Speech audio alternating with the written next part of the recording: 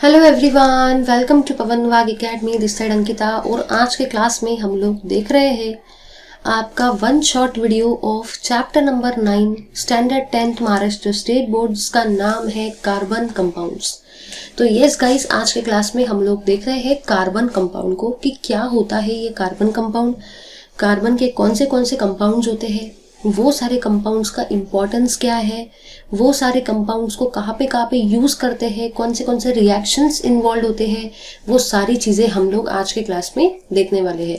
तो चलिए गाइस, ज़्यादा टाइम वेस्ट किए बिना, जैसे हम लोगों ने अपने बाकी चैप्टर्स के वन शॉट को कवर किया, बिल्कुल उसी तरीके से अब हम लोग देखते हैं अपने इस चैप्टर नंबर 9 को। सबसे पहले हम लोग देख रहे हैं कार्बन। तो आपको याद रखना है कि जितने भी ऑर्गेनिक कंपाउंड है, ठीक है,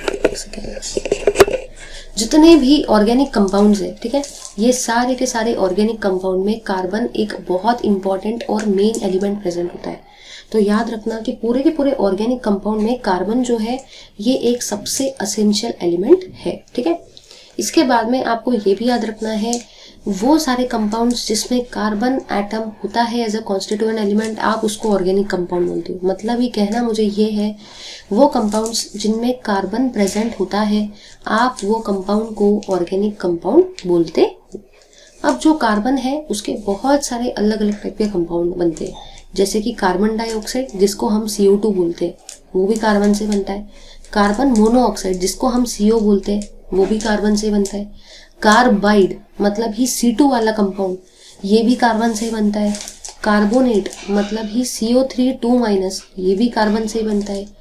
बाइकार्बोनेट HCO3-, ये भी कार्बन से बनता है। तो आप लोगों ने यहाँ पे ये देखा कि ये जितने भी कंपाउंड यहाँ पे आपको लिस्ट में दिए हैं, ये सब कंपाउंड कार्बन से फॉर्म होते हैं। मतलब ही ये सब वेरी इंपॉर्टेंट ऑर्गेनिक कंपाउंड है, क्योंकि ये सभी कंपाउंड में carbon as a important element present है, राइट। चलिए आगे देखते हैं। अब अगर मैं बात करती हूँ बॉन्ड्स इन कार्बन की, तो जैसे कि आपको याद रखना है कि जितने भी आपके कार्बन कंपाउंड होते हैं उनमें जो भी बॉन्ड प्रेजेंट होता है ये उतना ज़्यादा स्ट्रांग नहीं होता। मतलब ही यहाँ पे जो इंटरमोलिकुलर अट्रैक्टिव फोर्सेस होते हैं वो कहीं ना कहीं कैसे होते हैं, वीक होते हैं।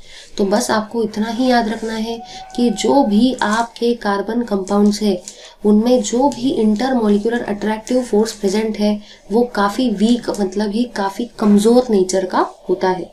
अब देखो क्या होता है, जितने भी आपके कार्बन कंपाउंड है, अब ये कार्बन कंपाउंड में जो भी आपका बॉन्ड है, ये बॉन्ड जो है ना, ये तो वीक है।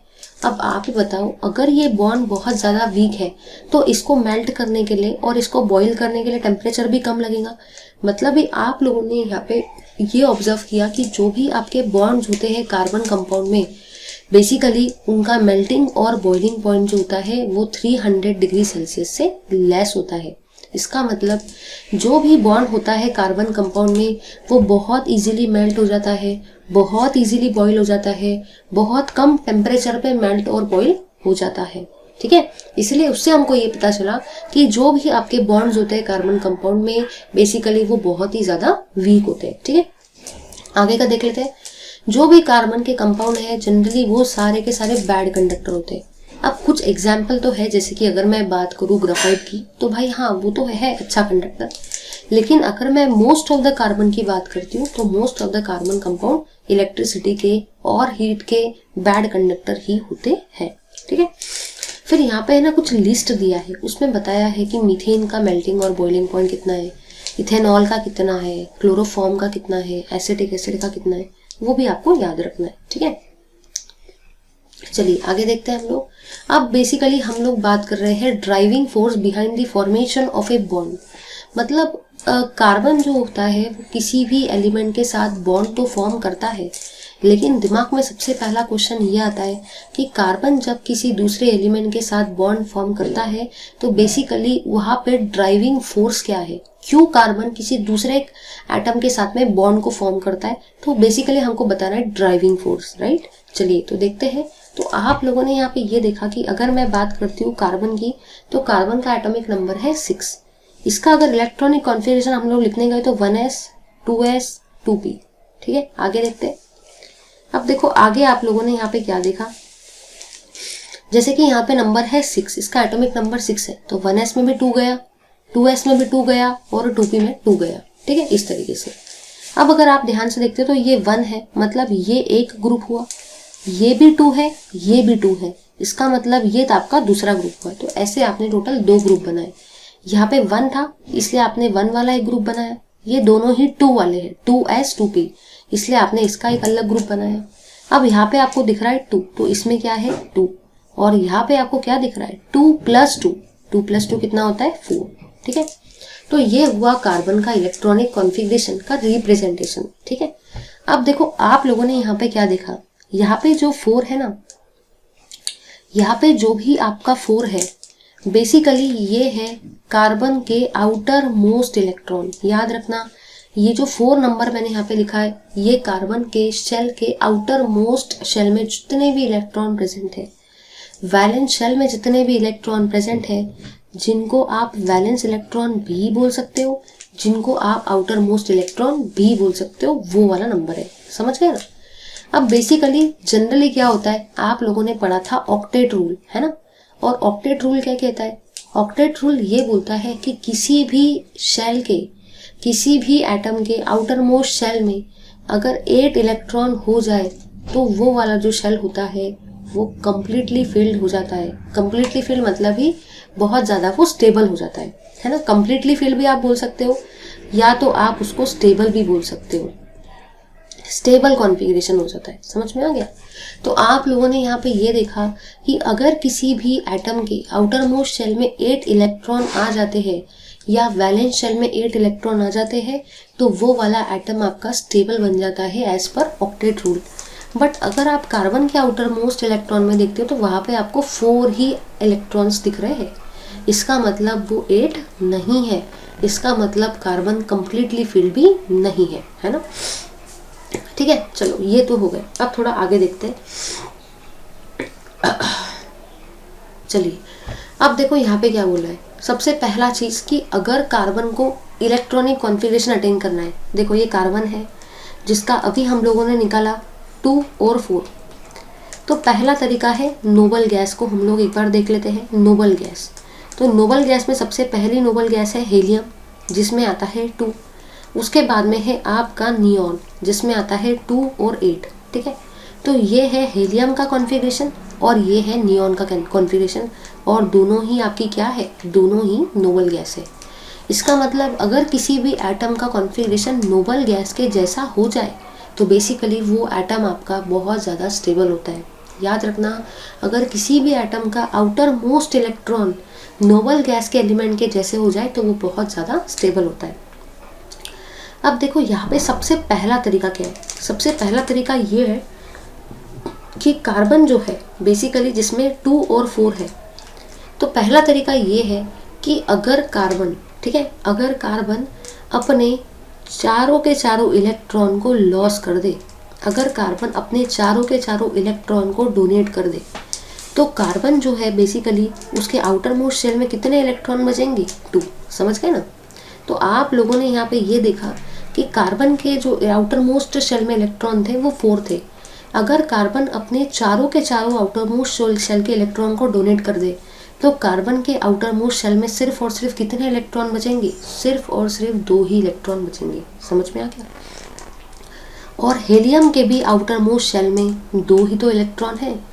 इसका मतलब कार्बन का कॉन्फ़िगरेशन किसके जैसा हो गया, हीलियम के जैसा हो गया, है ना। बट यहाँ पे देखो प्रॉब्लम क्या आ रही है। प्रॉब्लम यहाँ पे जो सबसे बड़ी आ रही है वो ये है कि चलो भाई ठीक है, अगर कोई भी एटम नोबल गैस के जैसा कॉन्फ़िगरेशन अटेन कर लेता है, इधर हीलियम के जैसा या नियॉन के जैसा, तो वो स्टेबल तो हो जाएगा। तो फिर पहला तरीका ये था कि कार्बन अगर अपने चारों के चारों इलेक्ट्रॉन को डोनेट कर देता है तो उसके आउटर मोस्ट शेल में सिर्फ और सिर्फ 2 ही इलेक्ट्रॉन बचेंगे, और ये तो हीलियम के जैसा हो गया। इसका मतलब उस हिसाब से तो कार्बन स्टेबल होना चाहिए था। बट प्रॉब्लम यहाँ पे ये है कि जब कार्बन 4 इलेक्ट्रॉन को डोनेट कर देता है तो कार्बन के ऊपर 4 नेगेटिव चार्ज भी तो आ जाता है। अब जब अगर छोटे से कार्बन एटम के ऊपर में 4 नेगेटिव चार्ज आ जाएगा तो कहीं ना कहीं वो बहुत ही ज़्यादा अनस्टेबल हो जाएगा। इसीलिए ये वाला तरीका बिल्कुल भी सही नहीं है कार्बन एटम को स्टेबल बनाने का। समझ गए ना? क्योंकि अगर कार्बन ने 4 इलेक्ट्रॉन डोनेट कर दिया तो नो डाउट हीलियम के जैसा तो कॉन्फ़िगरेशन हो जाएगा, बट कार्बन के छोटे से साइज के एटम के ऊपर में 4 नेगेटिव चार्ज आने की वजह से वो अनस्टेबल हो जाएगा। तो आप इस वे से कार्बन को स्टेबल नहीं कर सकते। फिर उसके बाद में हम लोग देख रहे हैं सेकेंड रूट, जिसकी हेल्प से हम लोग कार्बन को स्टेबल कर सकते हैं। तो चलिए अब हम लोग देखते हैं सेकेंड वाले रूट को। सेकेंड वाला तरीका ये है कि अगर कार्बन नियॉन के जैसा कॉन्फ़िगरेशन अटेन कर ले तो पहला आपने किसके जैसा देखा? पहला आपने जो देखा वो ये देखा कि अगर कार्बन हीलियम के जैसा कॉन्फ़िगरेशन अटेन कर ले तो, बट वो पॉसिबल नहीं था। अब सेकेंड केस में आप जो देख रहे हो वो ये है कि अगर कार्बन नियॉन के जैसा कॉन्फ़िगरेशन अटेन कर ले तो क्या होगा। ठीक है, तो चलिए अब समझ लेते हैं उस चीज़ को। देखो कहना मुझे क्या है, कार्बन के आउटर मोस्ट शेल में टोटल 2 और 4 इलेक्ट्रॉन्स इस तरीके से होते हैं, या ये इलेक्ट्रॉन का रिप्रेजेंटेशन होता है, और आउटर मोस्ट शेल में 4 इलेक्ट्रॉन। जैसे कि मैंने आपको बताया कि हीलियम में 2 होता है और नियॉन में 2 और 8 होता है, राइट। तो अगर सपोज कार्बन बाहर से किसी दूसरे एटम से 4 इलेक्ट्रॉन को अगर कार्बन एक्सेप्ट कर ले तो क्या होगा, ठीक है, वो भी हम लोग देख लेते हैं। तो ये है आपका कार्बन एटम जिसके आउटर मोस्ट शेल में 4 इलेक्ट्रॉन है, जो नोबल गैस के सिमिलर नहीं है। बट अगर कार्बन सपोज 4 इलेक्ट्रॉन को एक्सेप्ट कर ले तो अब हम लोग देखेंगे कि क्या होगा। अगर कार्बन ने किसी बाहर से दूसरे एलिमेंट से 4 इलेक्ट्रॉन को एक्सेप्ट कर लिया तो ये जो कार्बन है बेसिकली यहाँ पे हो जाएगा 2 और 8। अब आप लोगों ने यहाँ पे जो ऑब्जर्व किया वो ये है कि अब कार्बन का आउटर मोस्ट शेल का इलेक्ट्रॉनिक रिप्रेजेंटेशन जो है वो कहीं ना कहीं किसके जैसा हो गया, नियॉन के जैसा हो गया।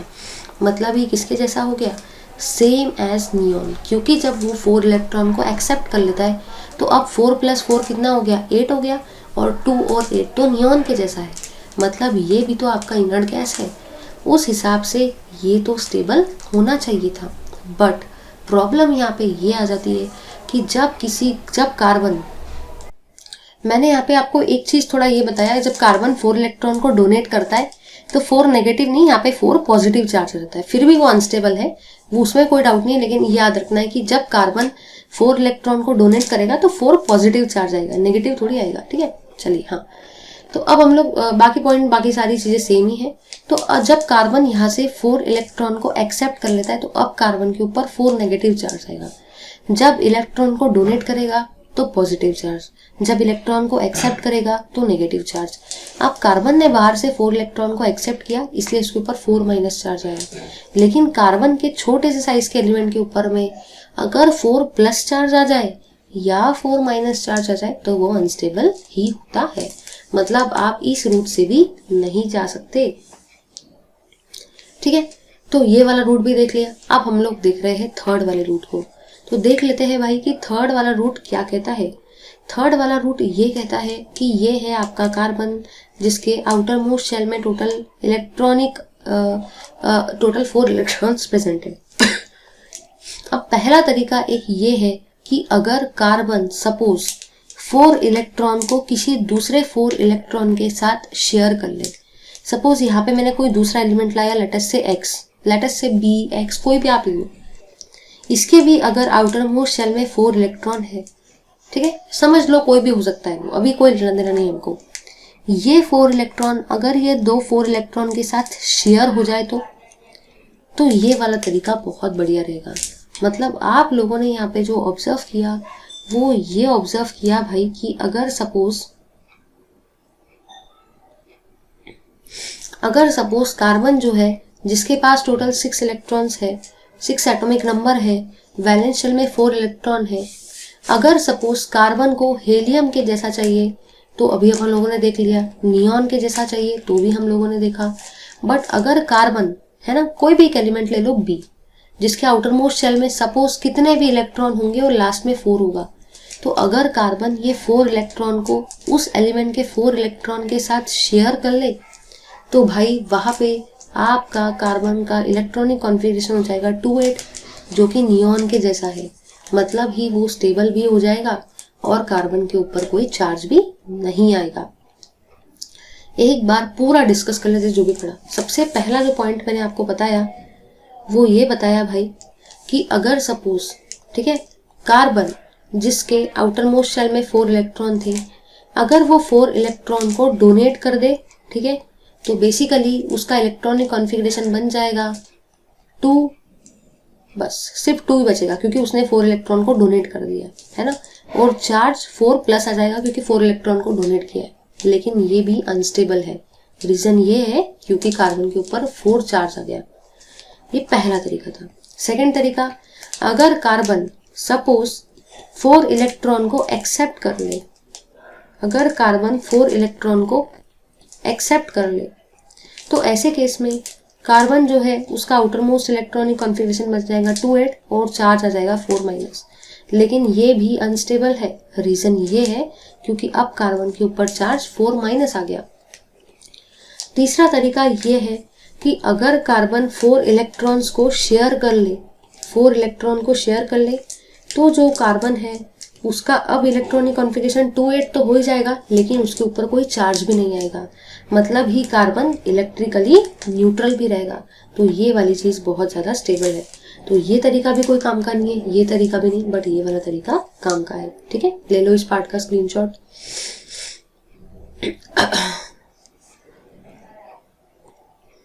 उसके बाद में हम लोग देख रहे हैं कोवलेंट बॉन्ड को। तो याद रखना, एक ऐसा केमिकल बॉन्ड जो फॉर्म होता है by sharing of 2 valence electron between the 2 atom is called as covalent bond. तो याद रखना, एक ऐसा बॉन्ड जो फॉर्म होता है इलेक्ट्रॉन के शेयर करने से, इलेक्ट्रॉन के शेयरिंग से। अभी आप लोगों ने देखा था ना, देखो अभी आप लोगों ने थोड़ी देर पहले देखा, ये जो लास्ट वाला है ये शेयरिंग से ही तो फॉर्म हुआ है। इसका मतलब जो भी बॉन्ड फॉर्म होता है बाय शेयरिंग ऑफ इलेक्ट्रॉन, आप उसको कोवलेंट बॉन्ड बोलते हो। समझ में आ गया? अब कोवलेंट बॉन्ड जो होता है उसको अलग अलग तरीके से हम लोग रिप्रेजेंट करते हैं। ठीक है, तो ये हम लोग देख लेते हैं। हाइड्रोजन का मैं आपको दिखाती हूँ ड्रॉ करके, थोड़ा वेट करना।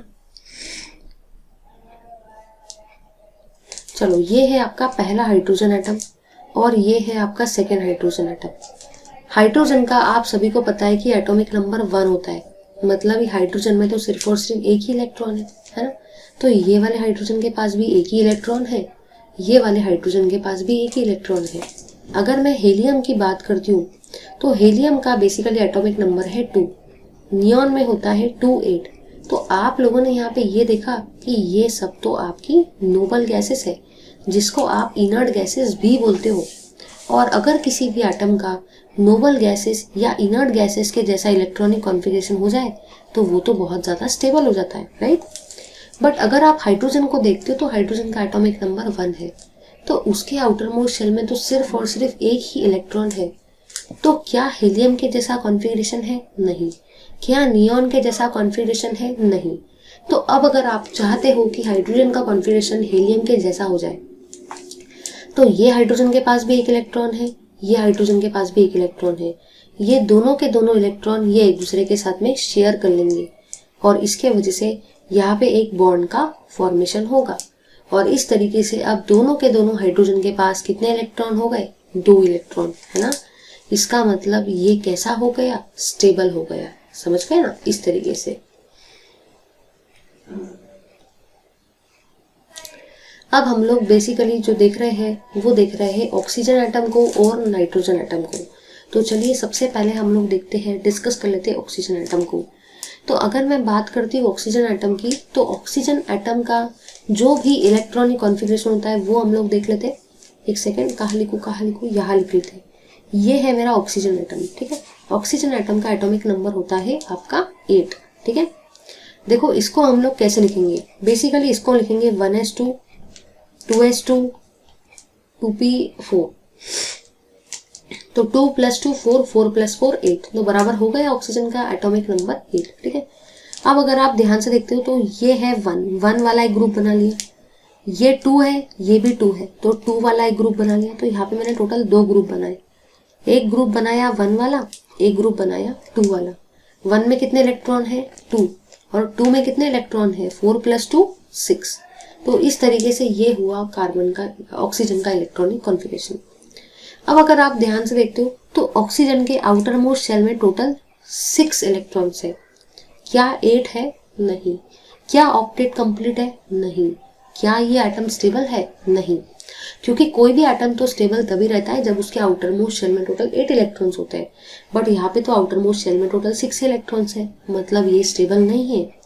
इसका मतलब ये हुआ कि आपको इसको स्टेबल बनाना पड़ेगा। समझ में है क्या? तो देखो अब इसको आप लोग स्टेबल कैसे बनाएंगे। बेसिकली ये पहला ऑक्सीजन एटम है, ठीक है, तो इसको भी मैं लिख लेती हूँ 1 2 3 4, ध्यान देना जरा, 5 और 6 1 2 3 4 5 6। मैंने इस ऑक्सीजन के आजू बाजू में भी टोटल 6 इलेक्ट्रॉन्स को ड्रॉ किया और इस ऑक्सीजन के आजू बाजू में भी मैंने सराउंडिंग में टोटल 6 इलेक्ट्रॉन्स को ड्रॉ किया। रीजन ये है क्योंकि ऑक्सीजन के आउटर मोस्ट शेल में टोटल 6 इलेक्ट्रॉन है, इसलिए मैंने दोनों ही ऑक्सीजन के आउटर मोस्ट शेल के आजू बाजू में 6 इलेक्ट्रॉन्स को ड्रॉ कर दिया सराउंडिंग में। अब अगर आप ध्यान से देखते हो, ठीक है, तो यहाँ पे भी आपको 2 इलेक्ट्रॉन चाहिए। अगर ऑक्सीजन 2 इलेक्ट्रॉन को सपोज शेयर कर लेता है तो बेसिकली जो भी आपका ऑक्सीजन है उसका आउटर मोस्ट शेल का इलेक्ट्रॉनिक कॉन्फ़िगरेशन बन जाएगा 2s, और वो कैसे बन जाएगा? स्टेबल बन जाएगा। मतलब अगर ऑक्सीजन 2 इलेक्ट्रॉन को डोनेट तो नहीं करेगा, 2 इलेक्ट्रॉन को एक्सेप्ट भी नहीं करेगा क्योंकि चार्ज आ जाता है, तो वो क्या करेगा? शेयर करेगा। अगर ऑक्सीजन 2 इलेक्ट्रॉन को शेयर कर लेता है तो पहला 6 था, अब 2 इलेक्ट्रॉन को शेयर करने से 6 + 2 कितना बन जाएगा? 8, वो स्टेबल हो जाएगा। इसलिए ये इलेक्ट्रॉन इस इलेक्ट्रॉन के साथ में होता है शेयर, ये इलेक्ट्रॉन इस इलेक्ट्रॉन के साथ में होता है शेयर, और इस तरीके से ये जो भी मॉलिक्यूल बनता है इसका नाम होता है O2 मॉलिक्यूल। तो अब आपको समझ में आएगा कि यहाँ पे सिर्फ और सिर्फ ऑक्सीजन एटम में 2 ही बॉन्ड क्यों बनते हैं। रीजन ये है क्योंकि वहां पे ऑलरेडी 6 इलेक्ट्रॉन है, सिर्फ 2 ही इलेक्ट्रॉन चाहिए स्टेबल बनने के लिए, ऑक्टेट को कंप्लीट करने के लिए, इसलिए 2 ही इलेक्ट्रॉन के साथ वो शेयरिंग करके कोवेलेंट बॉन्ड को फॉर्म करते हैं। मतलब हाइड्रोजन एटम में, हाइड्रोजन मॉलिक्यूल में 1 बॉन्ड होता है दोनों हाइड्रोजन एटम के बीच में। ऑक्सीजन मॉलिक्यूल में 2 बॉन्ड होते हैं 2 ऑक्सीजन एटम के बीच में, राइट। अब हम लोग डिस्कस कर लेते हैं नाइट्रोजन एटम को। नाइट्रोजन को डिस्कस कर लेते हैं। तो ये हुआ मेरा पहला नाइट्रोजन और ये हुआ मेरा सेकंड नाइट्रोजन। जरा ध्यान देना, नाइट्रोजन का एटॉमिक नंबर होता है आपका 7, 1s 2s 2p, 1s में भी जाएगा 2, 2s में भी जाएगा 2, 2p में जाएगा आपका 3, ठीक है। तो देखो 2 + 2 4, 4 + 3 7, तो इस तरीके से नाइट्रोजन का बराबर इलेक्ट्रॉनिक कॉन्फ़िगरेशन मैंने लिख दिया। अब देखो ग्रुप बनाएंगे, 1 का ग्रुप बना लिया और फिर 2 वाले का ग्रुप बना लो, फिर मैंने 2 वाले का ग्रुप बना लिया। तो 1 के ग्रुप में कितने इलेक्ट्रॉन है? 2, और 2 के ग्रुप में कितने इलेक्ट्रॉन है? 2 + 3 5। तो आप लोगों ने यहाँ पे ये देखा कि नाइट्रोजन के आउटर मोस्ट शेल में टोटल 5 इलेक्ट्रॉन है। क्या ये स्टेबल है? नहीं। क्या ऑक्टेट कंप्लीट है? नहीं। क्या 8 इलेक्ट्रॉन है? नहीं। तो अगर आपको नाइट्रोजन के आउटर मोस्ट शेल में टोटल 5 से 8 इलेक्ट्रॉन को करना है, इसका मतलब 3 इलेक्ट्रॉन को शेयर करवाना पड़ेगा। तो अगर आप यहाँ पे 3 इलेक्ट्रॉन्स को शेयर करवा देते हो तो कहीं ना कहीं ये जो 5 है ये 8 में कन्वर्ट हो जाएगा और आपका नाइट्रोजन भी स्टेबल हो जाएगा, ठीक है। तो अब देखो मैं क्या कर रही हूँ, आउटर मोस्ट शेल में पहले कितने इलेक्ट्रॉन थे नाइट्रोजन के? 5, तो अपन 5 को लिखेंगे 1, ठीक है, ध्यान देना, 2 3 4 5, 1 2 3 4 5, समझ में आ गया। तो नाइट्रोजन के आउटर मोस्ट शेल में 5 इलेक्ट्रॉन थे, तो 1 2 3 4 5, 1 2 3 4 5, ठीक है। अब नाइट्रोजन को अगर ऑक्टेट को कंप्लीट करवाना है, स्टेबल करवाना है, 8 होना चाहिए, तो 3 इलेक्ट्रॉन को शेयर करना पड़ेगा, क्योंकि 5 + 3 तो 8 हो जाता है। तो चलिए अब करेंगे, फर्स्ट इलेक्ट्रॉन को शेयर, सेकेंड इलेक्ट्रॉन को शेयर, थर्ड इलेक्ट्रॉन को। मैंने सिर्फ 3 इलेक्ट्रॉन को क्यों शेयर किया? रीजन ये है क्योंकि मुझे ऑक्टेट कंप्लीट करवाना है। तो ये हुआ आपका नाइट्रोजन मॉलिक्यूल, और ये कैसे बन गया? ये बन गया आपका स्टेबल। तो हाइड्रोजन मॉलिक्यूल में हाइड्रोजन एटम के बीच में 1 ही बॉन्ड होता है, ऑक्सीजन मॉलिक्यूल में ऑक्सीजन एटम्स के बीच में 2 बॉन्ड होता है, नाइट्रोजन मॉलिक्यूल में नाइट्रोजन एटम के बीच में 3 बॉन्ड होता है। पेपर में यहाँ से क्वेश्चन आ सकता है। अब हम लोग देख रहे हैं मीथेन को, कि बेसिकली ये मीथेन क्या चीज है, ठीक है। चलिए, तो बेसिकली जो मीथेन होता है उसका फॉर्मूला होता है CH4। अगर मैं बात करती हूँ कार्बन की, तो कार्बन का एटॉमिक नंबर है 6 और अभी हम लोगों ने देखा था कि कार्बन के आउटर मोस्ट शेल में टोटल 4 इलेक्ट्रॉन होते हैं। तो अगर कार्बन को स्टेबल बनना है, क्योंकि कार्बन के आउटर मोस्ट शेल में क्या आपको 8 इलेक्ट्रॉन्स दिख रहे हैं? नहीं। क्या ऑक्टेट कंप्लीट है? नहीं। क्या स्टेबल है कार्बन एटम? नहीं। लेकिन अगर कार्बन 4 इलेक्ट्रॉन को शेयर कर ले तो 4 + 4 कितना होता है? 8 होता है। मतलब कार्बन के आउटर मोस्ट शेल में कितने इलेक्ट्रॉन आ जाएंगे? 8। मतलब ही वो कैसा बन जाएगा? स्टेबल। कब बनेगा? अगर वो 4 इलेक्ट्रॉन को शेयर कर ले। तो चलिए अब हम लोग देखेंगे कि किस तरीके से आपका कार्बन एटम 4 इलेक्ट्रॉन को शेयर करेगा। राइट, देखना जरा। ये है आपका कार्बन एटम। कितने इलेक्ट्रॉन है आउटर मोस्ट शेल में? 4। तो ये हुआ 1, ये हुआ 2, ये हुआ 3, ये हुआ 4। इस तरीके से मैंने कार्बन एटम के आजू बाजू में टोटल 4 इलेक्ट्रॉन्स को लिख दिया।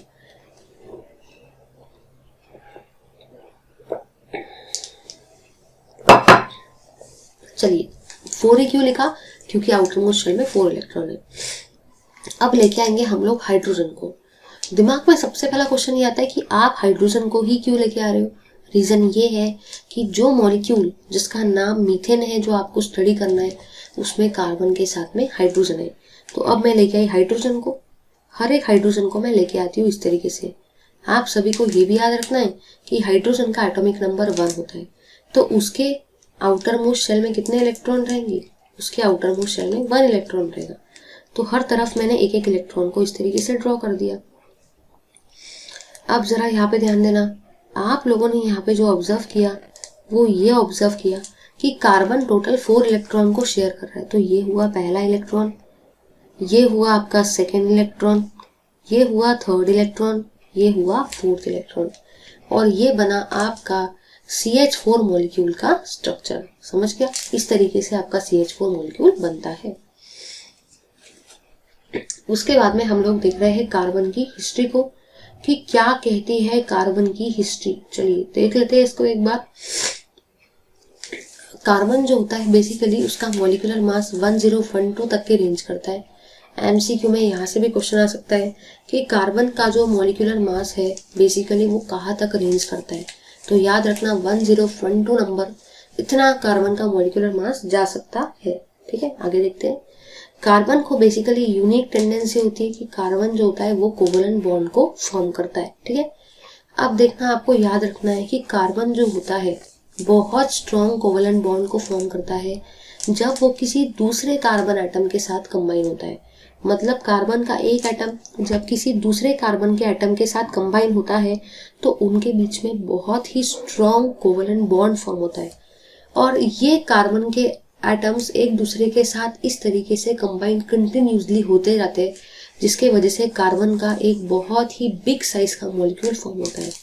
और कार्बन की इस प्रॉपर्टी को आप लोग कैटेनेशन पावर बोलते हो।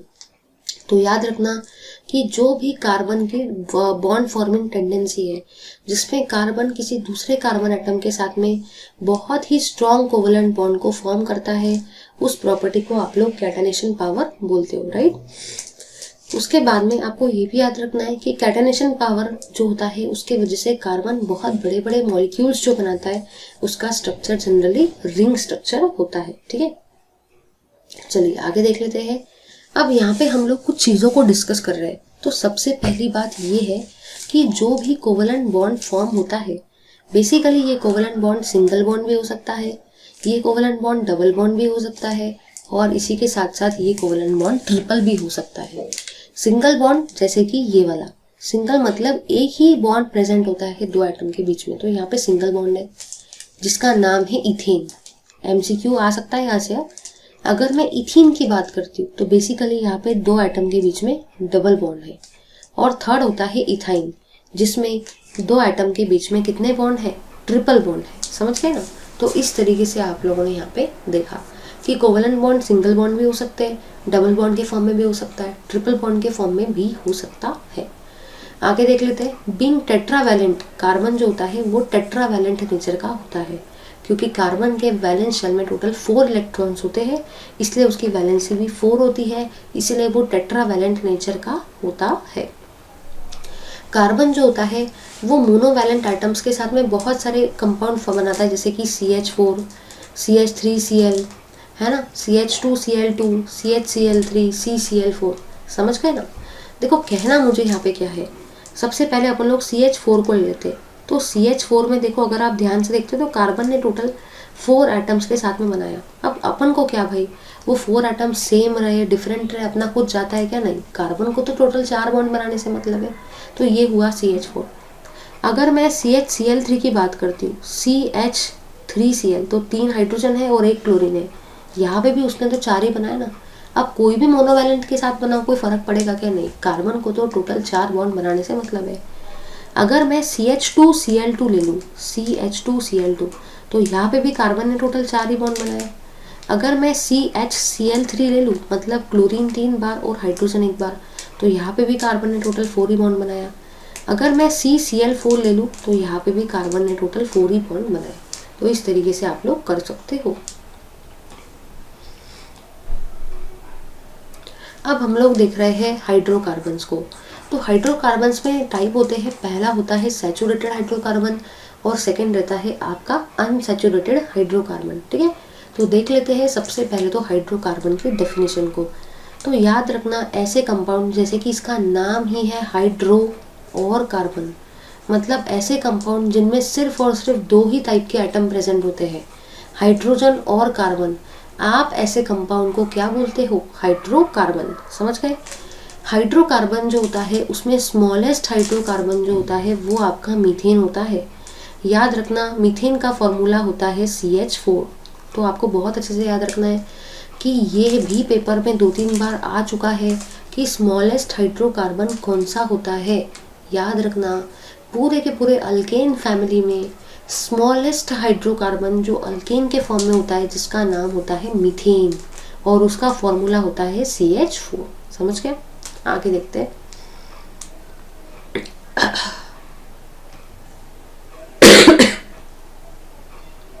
अब हम लोग देख रहे हैं इथीन का फॉर्मेशन, मतलब ही C2H6 का फॉर्मेशन हम लोग देख रहे हैं, और C2H6 का नाम ही होता है इथीन। स्मॉलेस्ट हाइड्रोकार्बन क्या कौन सा है? मीथेन। उसका फॉर्मूला क्या है? CH4। और अब हम लोग क्या देख रहे हैं? C2H6 को। ठीक है, चलिए। तो अगर आप यहाँ पे ध्यान से देखते हो तो यहाँ पे आपको कितने कार्बन दिख रहे हैं? 2 कार्बन। ये हुआ पहला कार्बन, ये हुआ आपका सेकेंड कार्बन। समझ गए। हाइड्रोजन कितने दिख रहे हैं? 6 हाइड्रोजन है। फॉर्मूला है C2H6। कार्बन 2 थे तो मैंने 2 कार्बन लिख दिया। हाइड्रोजन टोटल 6 है। तो अगर आप ध्यान से देखते हो टोटल 6 हाइड्रोजन है, इसका मतलब 3 हाइड्रोजन आप एक कार्बन को दे देंगे। ठीक है, और 3 हाइड्रोजन आप दूसरे वाले कार्बन को दे देंगे, और इस तरीके से आप उसको डिस्ट्रीब्यूट करवा देंगे। तो अब आप लोगों ने क्या देखा? ये कार्बन और ये कार्बन के बीच में एक सिंगल बॉन्ड आ जाएगा। रीज़न ये है क्योंकि कार्बन तो टेट्रावैलेंट नेचर का होता है, उसकी वैलेंसी तो 4 होती है, वो तो टोटल 4 बॉन्ड बनाता है। 3 उसने पहले से ही हाइड्रोजन के साथ में बना लिया था, तो अब सिर्फ एक ही तो वैलेंसी बची। तो ये हुआ आपका इथीन का स्ट्रक्चर।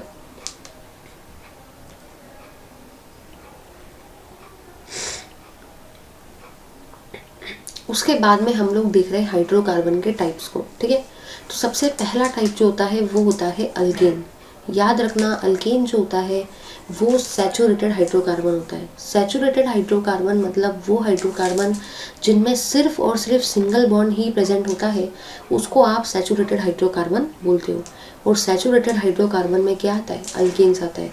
तो आपको यहाँ पे क्या याद रखना है कि जो भी आपके हाइड्रोकार्बन है उसमें टोटल 2 टाइप होते हैं। पहला होता है आपका सैचुरेटेड हाइड्रोकार्बन और सेकंड रहता है आपका अनसैचुरेटेड हाइड्रोकार्बन। ठीक है, सैचुरेटेड हाइड्रोकार्बन का सबसे बेस्ट एग्जांपल है अल्केन, जिसमें सिंगल बॉन्ड प्रेजेंट होता है 2 एटम के बीच में। अनसैचुरेटेड हाइड्रोकार्बन के में 2 टाइप आते हैं। पहला होता है आपका अल्कीन और थर्ड होता है आपका अल्काइन। अल्कीन में 2 एटम के बीच में डबल बॉन्ड होता है और अल्काइन में 2 एटम के बीच में ट्रिपल बॉन्ड होता है। तो इस तरीके से आपको याद रखना है। ठीक है, अब हम लोग देख रहे हैं आपका किसका स्ट्रक्चर है। ये बेसिकली ये है आपके अल्कीन का स्ट्रक्चर, राइट। तो चलिए अब हम लोग डिस्कस कर लेते हैं लाइन स्ट्रक्चर ऑफ अल्कीन, कि कैसे क्या अल्कीन का स्ट्रक्चर आप लोग ड्रॉ करेंगे। तो अल्कीन का फॉर्मूला होता है C2H4, ये होता है आपका अल्कीन। इसी को आप लोग इथीन भी बोल सकते हो और इथिलाइन भी बोल सकते हो, राइट। चलिए देखते हैं, यहाँ पे आपको कितने कार्बन दिख रहे हैं, 2। तो ये रहा मेरा पहला कार्बन, ये रहा मेरा सेकेंड कार्बन। मैंने यहाँ पे 2 ही कार्बन को क्यों ड्रॉ किया है, क्योंकि अगर आप फॉर्मूले को देखते हो तो फॉर्मूला है C2H4, उस हिसाब से यहाँ पे सिर्फ 2 ही कार्बन है। अगर आप हाइड्रोजन को देखते हो तो हाइड्रोजन 4 है। तो अगर ये 4 हाइड्रोजन को आपको बेसिकली ये 4 हाइड्रोजन को अगर आपको डिस्ट्रीब्यूट करना है तो आप लोग कैसे करेंगे, जरा ध्यान देना। 2 हाइड्रोजन को एक कार्बन के साइड दे देंगे, एक सेकेंड, 2 हाइड्रोजन को एक कार्बन के साइड दे देंगे और 2 हाइड्रोजन को दूसरे कार्बन के साइड, क्योंकि 4 को अगर 2 में बांटना है तो कैसे बांटेंगे, 2-2 के फॉर्म में, ठीक है। अब देखो क्या होगा, कार्बन तो बेसिकली टेट्रावैलेंट नेचर का होता है, कार्बन को तो टोटल 4 बॉन्ड बनाने का है, समझ गए ना, तभी जाके वो स्टेबल होगा। तो एक बॉन्ड इसका हाइड्रोजन के साथ, एक बॉन्ड इस हाइड्रोजन के साथ, एक इसके साथ, एक इसके साथ। अब एक कार्बन को टोटल 4 बॉन्ड बनाना है, तो ये वाले कार्बन ने 2 बॉन्ड तो पहले से ही बना लिया, लेकिन 2 बॉन्ड बनाना बाकी है। ये वाले कार्बन ने भी 2 बॉन्ड तो बना लिया, बट 2 बॉन्ड बनाना बाकी है। तो इसीलिए ये दोनों कार्बन के बीच में अब डबल बॉन्ड आता है। तो अब आपको समझ में आया कि ये दोनों कार्बन के बीच में डबल ही बॉन्ड क्यों आया। रीज़न यहाँ पे ये है कि बेसिकली कार्बन टेट्रावैलेंट नेचर का होता है, तो वो तो टोटल 4 बॉन्ड बनाता है, समझ गए ना। यहाँ पे ये था 1, ये 2, ये 3, ये 4, 5, 6, 7, 8, इस तरीके से, समझ गए। अब हम लोग देख रहे हैं बेसिकली आपको ये वाले स्ट्रक्चर को कंप्लीट करने का है। तो चलिए देख लेते हैं इसको। यहाँ पे ना आपको सभी स्ट्रक्चरल फॉर्मूले दे रखे फर्स्ट वाले केस में, और आपको नाम देख के अब स्ट्रक्चरल फॉर्मूला बनाना है, ठीक है। तो यहाँ पे आपको कार्बन दे रखा है, फिलहाल आपको उससे कोई लेना देना नहीं है, आपको ये अल्केन्स के नाम देखना है, ठीक है। अब आपको हाइड्रोकार्बन के लिए जनरल फार्मूला पता होना चाहिए, और वो जनरल फार्मूला होता है CnH2n+2, क्योंकि जो भी आपके अल्केन्स होते हैं उनका जनरल फार्मूला होता है CnH2n+2, ठीक है। इसको फिर से मैं साइड में लिख देती हूँ, CnH2n+2, ठीक है। और जो n होता है उसका मतलब होता है नंबर ऑफ कार्बन एटम, याद रखना इस n का मतलब नंबर ऑफ कार्बन एटम होता है। अब पहले केस में कार्बन 1 लिया, सेकंड केस में आप 2 लो, ठीक है, फिर आप 3 लो, फिर 4 लो, 4 के बाद 5 लो, 5 के बाद 6 लो, 6 के बाद 7 लो, 7 के बाद 8 लो, 8 के बाद 9 लो, और 9 के बाद आप 10 लो। तो इस तरीके से मैंने कार्बन और हाइड्रोजन को लिख दिया, ठीक है। अब आगे देखते हैं, फॉर्मूला है CnH2n+2, मतलब अगर n का वैल्यू 2 है तो यहाँ पे आप लोग क्या लिखेंगे, 2 × n+2, 2 × 2 4, 4 + 2 कितना होता है 6, समझ गए ना। बस ये वाले फॉर्मूले को यूज़ करते जाओ। अब थर्ड केस में, प्रोपेन के केस में n का वैल्यू कितना है 3, तो यहाँ पे मैंने 3 लिया, तो ये n का वैल्यू 3 है। अब हाइड्रोजन के नीचे क्या है, 2n+2, 2 3 6, 6 + 2 8। अब फोर्थ केस में, ब्यूटेन के केस में कार्बन के नीचे 4 नंबर है, मतलब ही n का वैल्यू 4 है, तो हाइड्रोजन के नीचे क्या लिखेंगे, 2 4 8, 8 + 2 10। अगर n का वैल्यू 5 हो जाए तो 5 2 10, 10 + 2 12, समझ गए ना। फिर मैंने n का वैल्यू 6 लिया, तो यहाँ पे n का वैल्यू 6 है, 6 2 12, 12 + 2 14, समझ गए। 7 2 14, 14 + 2 16, 8 2 16, 16 + 2 18, करना कुछ भी नहीं, बस 2 2 बढ़ाते चलो, 18 के बाद 20, 20 के बाद 22, समझ गए। चलिए अब आपको ये वाला भी फिलअप करने का है, तो चलिए अब हम लोग फिलअप कर लेते हैं इसको कि कैसे क्या होगा ये, ठीक है। ध्यान देना, यहाँ पे फॉर्मूला था C2H6, इसका मतलब एक CH3 और ये हुआ दूसरा CH3, ये बन गया इथीन का स्ट्रक्चर। अब मुझे प्रोपेन बनाना है, तो देखो प्रोपेन में आप लोग क्या करेंगे, हर तरफ आपको CH3 इस तरीके से लिख लेना है। तो सभी तरफ आप लोग किसको लिखेंगे, सभी तरफ आप लोग CH3 को लिख लो। सबसे पहला काम तो आपको बस यही वाला करना है, हर तरफ आप CH3 को लिख लो।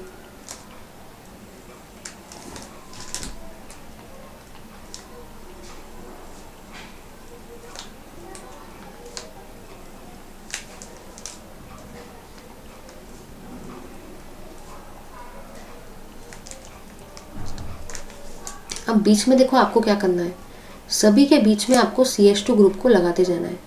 जैसे मैंने बीच में CH2 लगाया ना, सभी के बीच में आप CH2 को लगाते जाओ।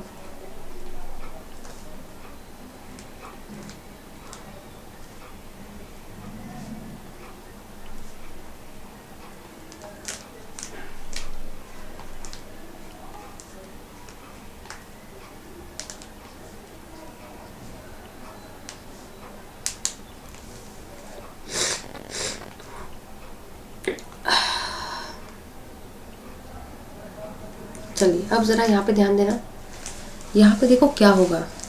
सबसे पहले यहाँ पे अगर आप ध्यान से देखते हो तो यहाँ पे टोटल 3 कार्बन है, 2 तो ऑलरेडी है, तो बीच में कितना आएगा 1। तो अब देखो क्या होगा, 1 + 1 हो गया 3। अब यहाँ पे 4 है तो 1 के बाद में क्या आएगा 2, तो 1 + 2 3, 3 + 1 4, फिर 2 के बाद में 3 4 5 6 7 8। इस तरीके से आप लोग स्ट्रक्चर को बना सकते हो। ले लो इस पार्ट का स्क्रीनशॉट। ये हुआ आपका पूरा का पूरा अल्केन का सीरीज। अब हम लोग देख रहे हैं अनसैचुरेटेड कंपाउंड्स को। तो मैंने आपको अभी बताया, ऐसे कंपाउंड जिनमें डबल बॉन्ड या जिनमें ट्रिपल बॉन्ड आ जाए, आप ऐसे कंपाउंड्स को अनसैचुरेटेड कंपाउंड्स बोलते हो। अब अनसैचुरेटेड कंपाउंड में जो आपका पहला कंपाउंड है गाइस, तो वो है आपका अल्कीन। तो अभी हम लोग अल्कीन को देख रहे हैं कि अल्कीन क्या कहता है। तो याद रखना कि बेसिकली ऐसे अनसैचुरेटेड कंपाउंड जिनमें कार्बन और कार्बन के बीच में डबल बॉन्ड आता है, आप लोग उनको अल्कीन बोलते हो। और ऐसे कंपाउंड जिनमें कार्बन एटम और कार्बन एटम के बीच में ट्रिपल बॉन्ड आता है, आप लोग उनको अल्काइन बोलते हो। समझ गए ना।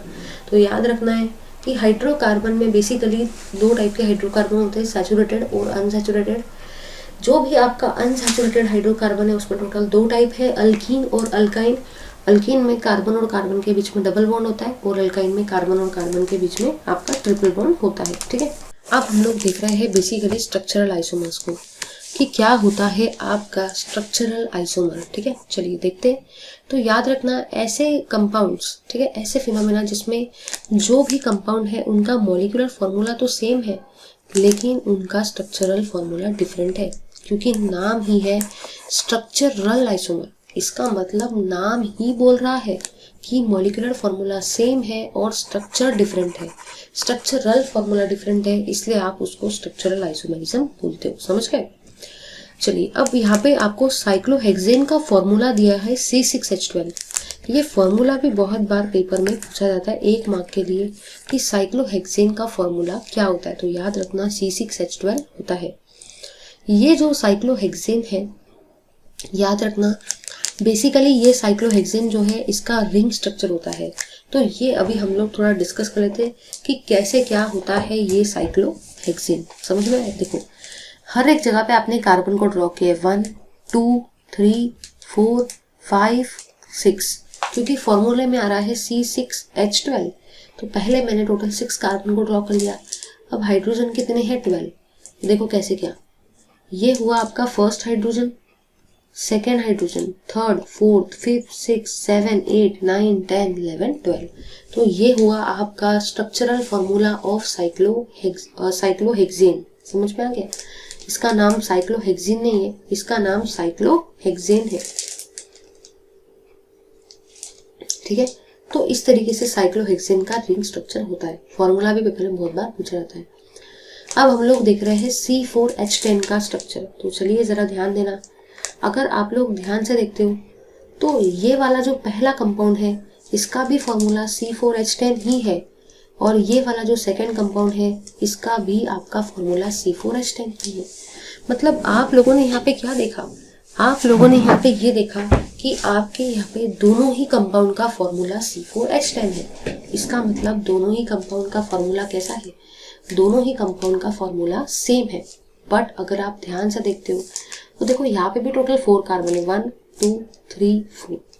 और अगर सेकेंड वाले केस को देखा जाए तो यहाँ पे भी 4 ही कार्बन है, 1 2 3 4। हाइड्रोजन भी दोनों तरफ 10-10 ही है।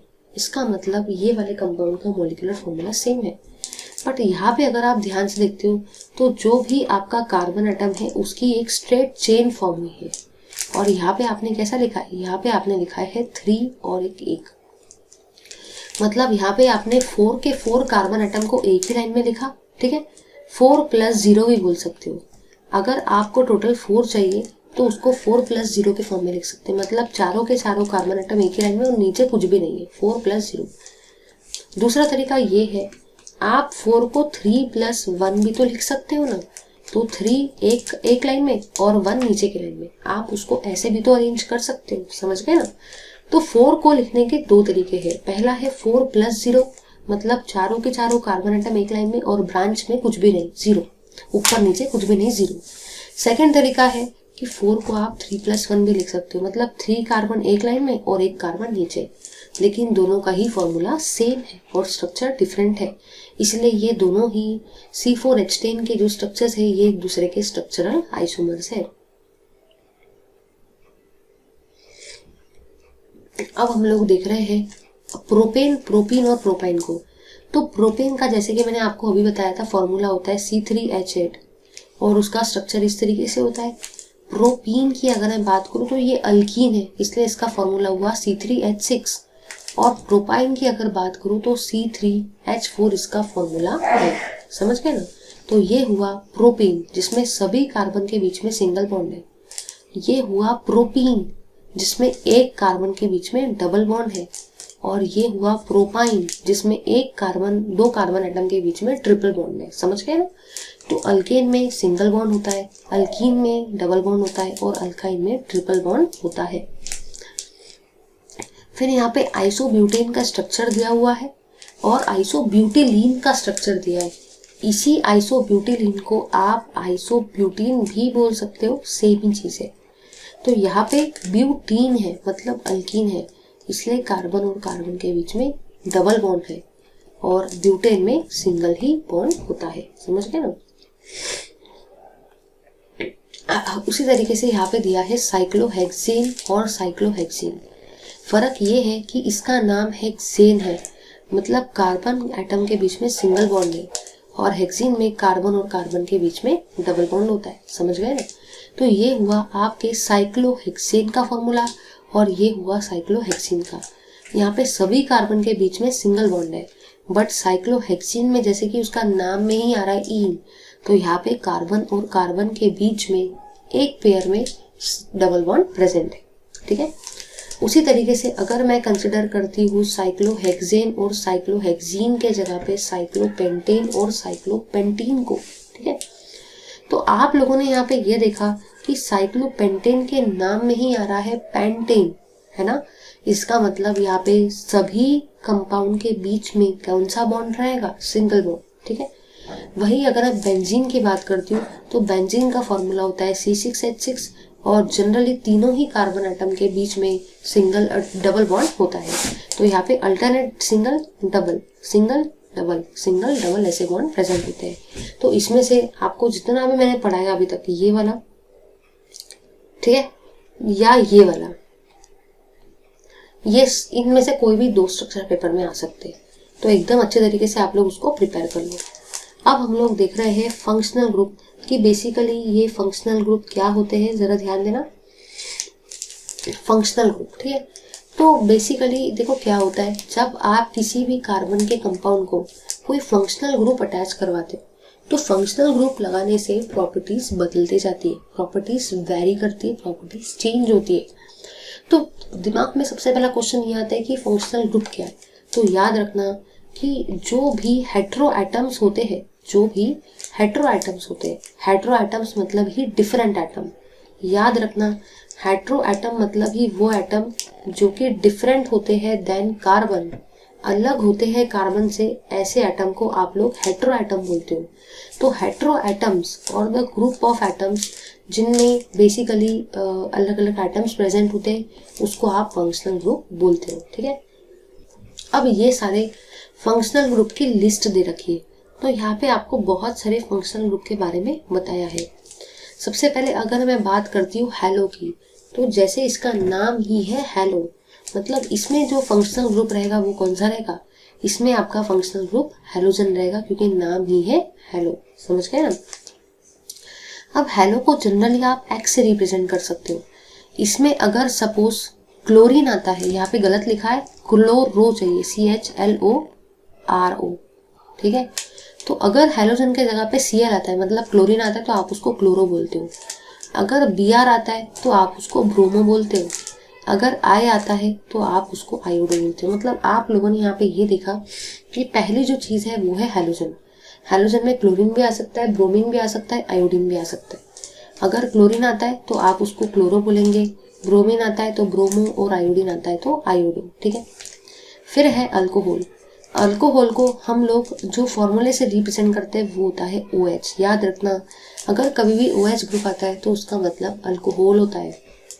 वही अगर मैं अल्डेहाइड की बात करती हूँ तो अल्डेहाइड में CHO आता है। कौन सा ग्रुप आता है, CHO।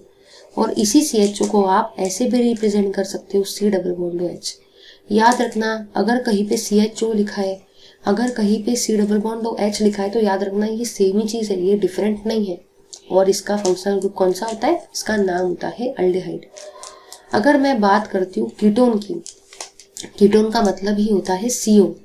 मतलब ही कार्बन और ऑक्सीजन के बीच में कौन सा बॉन्ड होता है, डबल बॉन्ड होता है। सिर्फ अगर आपको CO दिख जाए या अगर आपको C+O दिख जाए, दोनों ही सेम ही है, तो उसको आप कीटोन बोलेंगे। ठीक है, फिर आगे हम लोग देख रहे हैं कार्बोक्सिलिक एसिड को। कार्बोक्सिलिक एसिड का फॉर्मूला होता है COOH, जिसको हम कार्बोक्सिलिक ग्रुप बोलते हैं। इसी COOH को आप ऐसे भी रिप्रेजेंट कर सकते हो, C+OH के फॉर्म में। फिर नेक्स्ट है ईथर। ईथर को हम लोग जनरली ऑक्सीजन से रिप्रेजेंट करते हैं। ईस्टर अगर आ जाए, याद रखना ईथर और ईस्टर दोनों ही एक दूसरे से डिफरेंट है। मैक्सिमम लोगों को यहाँ पे कंफ्यूजन होता है ईथर क्या है और ईस्टर क्या है। अगर मैं ईस्टर की बात करती हूँ तो ईस्टर का फॉर्मूला होता है COO, मतलब ही C+O। ठीक है, और जो अमीन होता है उसका फॉर्मूला होता है NH2। तो हैलोजन में हैलोजन आते हैं क्लोरीन, ब्रोमीन, आयोडीन, जिसको आप क्लोरो ब्रोमो आयोडो बोलते हो। अल्कोहल में OH ग्रुप, अल्डेहाइड में CHO, कीटोन में CO, कार्बोक्सिलिक एसिड में COH, ईथर में ऑक्सीजन और ईस्टर में C+O। सर ठीक है, अच्छे से याद कर लो इसको। अब हम लोग देख रहे हैं होमोलॉगस सीरीज की। बेसिकली ये होमोलॉगस सीरीज क्या होता है वो अभी हम लोग डिस्कस कर रहे हैं। ठीक है, चलिए देख लेते हैं। तो आप लोगों ने यहाँ पे देखो क्या ऑब्जर्व किया। आप लोगों ने यहाँ पे ये ऑब्जर्व किया कि एक एक कार्बन एटम जो है वो आपका बढ़ते जा रहा है। ठीक है, देखो कैसे। सबसे पहले मैंने लिया CH3OH, फिर ना से नेक्स्ट नंबर में मैंने लिया CH3, CH2OH, थर्ड नंबर पे लिया CH3, CH2, CH2OH, fourth number पे लिया CH3, CH2, CH2, CH2OH। तो देखो यहाँ पे आप लोगों ने ऑब्जर्व क्या किया, यहाँ पे आप लोगों ने ये देखा कि पहले वाले अल्कोहल में, क्योंकि सभी तरफ आपको OH ग्रुप दिख रहे हैं, इसका मतलब भाई ये सभी एग्जाम्पल तो आपके अल्कोहल का ही है, क्योंकि सभी में आपको OH ग्रुप दिख रहा है।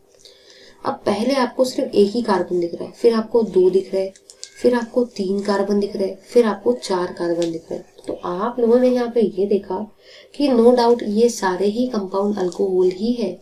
नो डाउट सभी कंपाउंड में OH group same functional group ही है, बट लाइन वाइज कार्बन का नंबर चेंज होते जा रहा है। इसका मतलब ये जो सीरीज है, इस सीरीज को आप लोग होमोलॉगस सीरीज बोलते हो, और ये होमोलॉगस सीरीज किसकी है, अल्कोहल की है।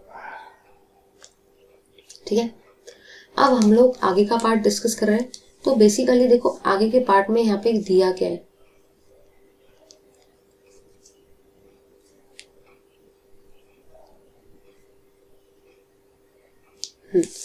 चलो आगे के पार्ट को डिस्कस कर लेते हैं। अगर आप ध्यान से देखते हो तो यहाँ पे आपको नंबर ऑफ कार्बन एटम बताने का है। ये सभी मैं करवा रही हूँ ताकि पेपर में अगर कुछ भी आ गया तो आपसे हो जाएगा।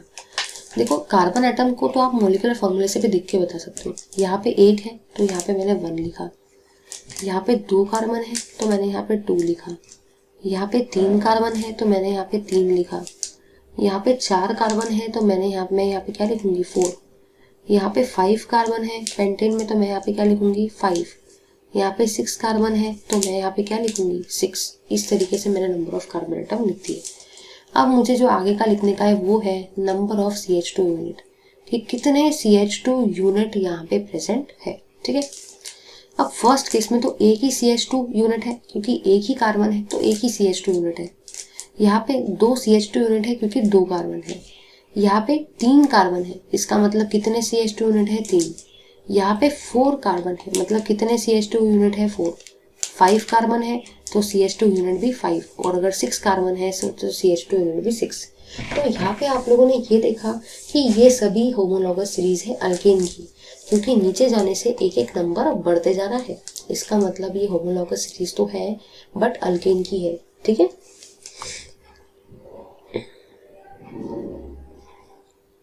अब हम लोग डिस्कस कर रहे हैं होमोलॉगस सीरीज ऑफ अल्कोहल को। मैं सभी कुछ करवा रही हूँ, चैप्टर बहुत बड़ा है बट फिर भी मैं सारी चीज़ें डिस्कस करवा रही हूँ ताकि अगर पेपर में कुछ भी आ गया ना, क्योंकि अगर मैंने कुछ भी छोड़ दिया पेपर में वहाँ से आ गया तो मुझे बहुत बुरा लगेगा, इसलिए मैं सभी चीज़ डिस्कस करवा रही हूँ क्योंकि एग्जाम अभी सर पे आपके, राइट। चलिए, तो ये सब आपके होमोलॉगस सीरीज तो है। चलिए अब डिस्कस करते हैं। तो अगर मैं बात करती हूँ मिथेनॉल की, मतलब ये फर्स्ट वाले अल्कोहल की, तो यहाँ पे कार्बन एटम कितना है 1, CH2 यूनिट भी कितना है 1। अगर मैं इथेनॉल की बात करती हूँ तो यहाँ पे कार्बन एटम कितने हैं 2, तो CH2 यूनिट भी कितने हैं 2। अगर मैं बात करती हूँ प्रोपेनॉल की, तो ये प्रोपेन से बना है इसलिए इसका नाम है प्रोपेनॉल, तो यहाँ पे कार्बन कितने हैं 3, तो CH2 यूनिट भी कितने रहेंगे 3। यहाँ पे अगर मैं बात करती हूँ ब्यूटेनॉल की, तो ब्यूटेनॉल में कार्बन एटम कितने हैं 4, तो CH2 ग्रुप भी कितने रहेंगे 4। समझ गए ना, ले लो इसका स्क्रीनशॉट। अब हम लोग आगे डिस्कस कर रहे हैं होमोलॉगस सीरीज ऑफ अल्कीन। तो अभी इसके पहले हम लोगों ने देखा था होमोलॉगस सीरीज ऑफ अल्कीन और होमोलॉगस सीरीज ऑफ अल्कोहल। अब हम देख रहे हैं homologous series of alkyne, right. तो अगर मैं बात करती हूँ इथीन की, तो यहाँ पे कितने कार्बन एटम हैं 2, तो CH2 ग्रुप कितने हैं जरा ध्यान से देखो। मैं यहाँ पे CH2 यूनिट्स की बात कर रही हूँ, तो यहाँ पे आपके CH2 यूनिट 0 है, क्योंकि यहाँ पे जो CH2 यूनिट की हम बात कर रहे हैं जरा ध्यान से देखना, वो CH2 ग्रुप की हम वो बात कर रहे हैं जिसमें सिंगल बॉन्ड होना चाहिए कार्बन से। अगर आप ध्यान से इसके स्ट्रक्चर को देखते हो तो भले यहाँ पे कार्बन एटम 2 है, लेकिन ये वाला CH2 ग्रुप और ये वाले CH2 ग्रुप को आप काउंट नहीं करेंगे, क्योंकि यहाँ पे सिंगल नहीं, यहाँ पे डबल बॉन्ड है। और हमको तो CH2 यूनिट के बारे में बताना है, लेकिन वो CH2 यूनिट के आजू बाजू में सिंगल ही बॉन्ड होना चाहिए, डबल नहीं होना चाहिए। बट यहाँ पे तो CH2 यूनिट के CH2 ग्रुप के आजू बाजू में तो डबल बॉन्ड है, मतलब आप इसको कंसिडर नहीं कर सकते। समझ गए ना, ठीक है। चलिए आगे देखते हैं। प्रोपीन में नंबर ऑफ कार्बन कितने हैं 3, ब्यूटीन में नंबर ऑफ कार्बन कितने हैं 4, पेंटीन में नंबर ऑफ कार्बन कितने हैं 5। ठीक है, मतलब कहना मुझे ये है कि जब आप होमोलॉगस सीरीज ऑफ अल्कीन के बारे में डिस्कस करेंगे, अल्कीन जिसमें डबल बॉन्ड होता है, तो वहाँ पे नंबर ऑफ कार्बन एटम बताना तो बड़ा ही आसान है, but number of CH2 unit को बताते वक्त आपको सेपरेट ध्यान देना है। यहाँ पे कितने CH2 यूनिट है 1, क्योंकि ये दोनों तो डबल बॉन्ड है। यहाँ पे कितने CH2 यूनिट आपको दिख रहे हैं, देखो ये हुआ 1, ये हुआ 2 CH2 यूनिट, क्योंकि ये तो डबल बॉन्ड है। थर्ड वाले मतलब पेंटीन में कितने CH2 यूनिट है 1, 2, 3 CH2 यूनिट है, क्योंकि यहाँ पे तो आपका डबल बॉन्ड है। तो जहाँ पे डबल बॉन्ड है आप उसको कंसिडर नहीं करेंगे। ठीक है, ले लो इसका स्क्रीनशॉट। अब हम लोग आगे देख रहे हैं। तो बेसिकली यहाँ पे कुछ बेसिक सी चीज़ें आपको बता रखी, हम लोग देख लेते हैं। आप लोगों ने यहाँ पे ये देखा कि जो भी आपका जो भी आपका अल्काइन है, अल्कीन का जनरल फॉर्मूला होता है CnH2n।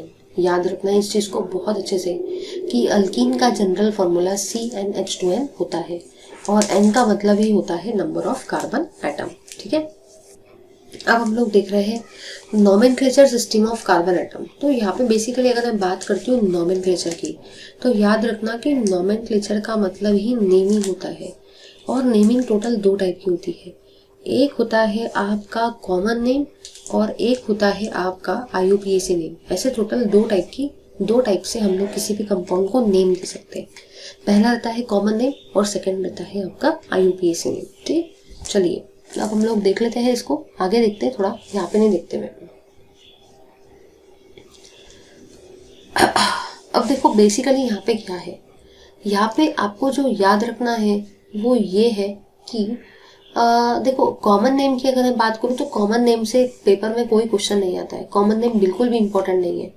लेकिन अगर मैं बात करती हूँ IUPAC नेम की, तो IUPAC नेम जो होता है ये बहुत ही ज़्यादा इम्पोर्टेंट होता है। अभी आप लोगों को खुद को समझ रहा होगा कि चैप्टर देखो कितना बड़ा है, कुछ भी अगर छोड़ दिया तो पेपर में वहाँ से आ गया तो डर है। तो आप लोग खुद ही ऑब्जर्व करो भाई कि चैप्टर कितना बड़ा है, राइट। चैप्टर को पढ़ने के लिए टाइम लगता है। सेकेंड पॉइंट, जितना भी रिड्यूस पार्ट है वो हम लोग डिस्कस नहीं कर रहे। जो पार्ट रिड्यूस हो चुका है पेपर में ही नहीं आएगा तो उसको पढ़ के टाइम वेस्ट क्यों करना, क्योंकि एग्जाम्स तो बहुत ज़्यादा नज़दीक है, राइट। अब देखो यहाँ पे आपको क्या करने का है, यहाँ पे आपको ये रखना है कि अगर सपोज कहीं पे आपको अल्केन दिखता है, अल्केन, तो लास्ट में क्या नाम आ रहा है, एन आ रहा है। मतलब ही सिंगल बॉन्ड अगर दिख जाए तो लास्ट में आप लोग क्या लगाते हो, ANE। बट अगर डबल बॉन्ड आपको दिख जाए तो लास्ट में आप लोग क्या लगाएंगे, ENE। मतलब पहले जब आपने ANE लिखा था अब उसके जगह पे आपने ENE को लिख दिया, ठीक है ना। अगर कहीं पे आपको ट्रिपल बॉन्ड दिख जाए तो आप लोग इस ENE के जगह पे क्या लिखेंगे, YNE। तो बस आपको इतना ही याद रखना है कि अगर सिंगल बॉन्ड है तो एन, डबल बॉन्ड है तो इन और ट्रिपल बॉन्ड है तो YNE। अब हम लोग देख रहे हैं IUPAC नॉमेनक्लेचर को, जरा ध्यान देना। यहाँ पे टोटल 3 कार्बन है, जरा ध्यान देते चलो, सब समझ जाएगा। यहाँ पे टोटल 3 कार्बन है, 1 2 3, और सभी तरफ सिंगल बॉन्ड है, इसलिए इसका नाम क्या रहेगा, प्रोपेन। लास्ट में AN नहीं आ रहा है क्योंकि अल्केन है वो, तीनों के तीनों कार्बन एटम के बीच में सिंगल बॉन्ड है। अगर मैं बात करती हूँ इसकी, तो यहाँ पे आपको OH ग्रुप दिख रहा है, इसका मतलब ये क्या है, इसका मतलब तो ये आपका अल्कोहल है, राइट। यहाँ पे नाम देखो क्या दिया है, मैं आपको ध्यान से जरा ध्यान से देखते जाओ, सब समझ जाएगा, सिर्फ 2 मिनट, ठीक है। पेरेंट नेम और उसका रिस्पेक्टिव नेम भी देख लेते हैं हम लोग, नेम ऑफ कंपाउंड कि कंपाउंड कौन सा दिया है, ठीक है। जरा ध्यान से देखना, फर्स्ट वाले केस में टोटल 3 कार्बन थे, इसलिए पेरेंट का नाम क्या है, प्रोपेन, ठीक है, क्योंकि 3 कार्बन है। और कंपाउंड का नाम भी क्या रहेगा, कंपाउंड का नाम भी प्रोपेन ही रहेगा, ठीक है। चलिए मैंने एक कॉलम बना दिया। आप देखते थे सेकंड केस में, सेकंड वाले एग्जांपल में टोटल कार्बन कितने दिख रहे हैं, 2 कार्बन है। 2 कार्बन वाले अल्केन का नाम क्या रहता है, इथेन। 2 कार्बन वाले अल्केन का नाम इथेन रहता है, राइट।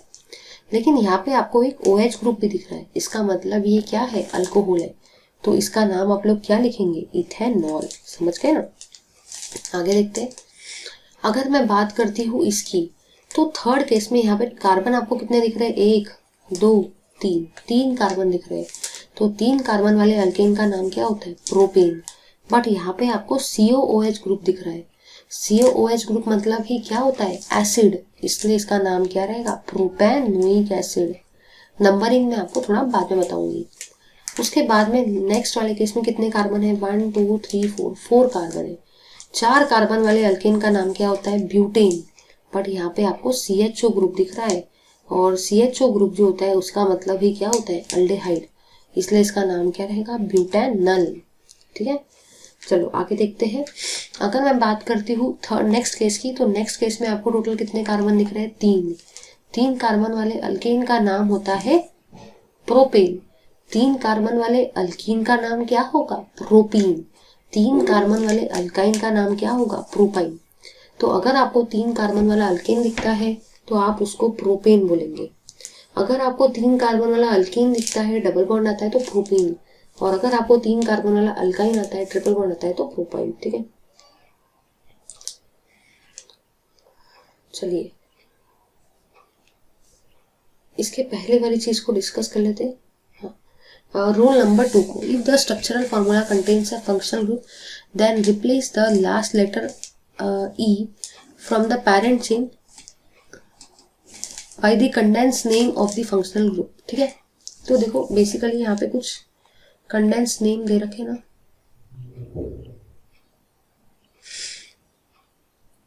मतलब देखो आपको क्या करना है मैं समझा देती हूँ यहाँ पे।